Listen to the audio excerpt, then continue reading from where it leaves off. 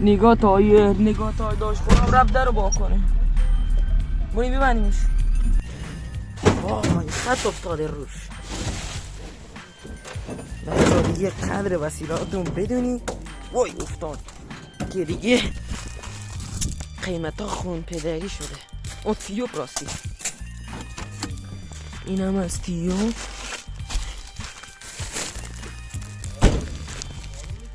الان این هم از لاستیک.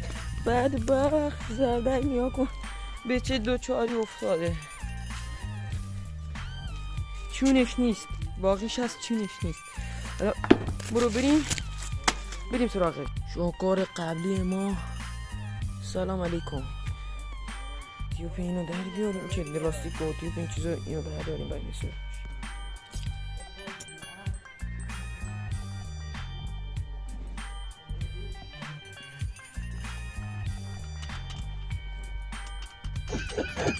تو اینجا چی بگم خدا نگاه کن.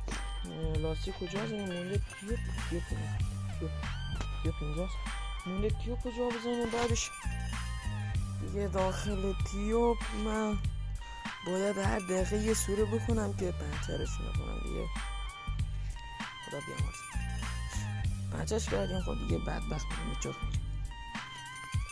بچه ها خب حالا خلاصه رینگ رو جا زدیم و باد خب میگم تایر رو جا زدیم و بادش کردیم. اینان تایر قبلیش یکم یه چیزا کردیم میلاد چیزا گیراسکاری کردیم و برا ببندیم و شو ببینیم رامون کاریش چیزی رو دیگه چیزی نیست و بریم ببندیمشو ببینیم چجوری رامون شده. الان گیراسکاری هم کردیم و کشیدیم.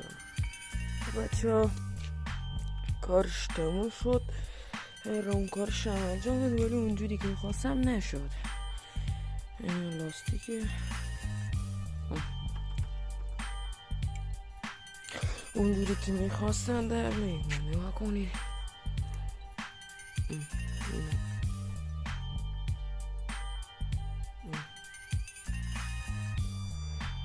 اونجوری که میخواستن در نیومد.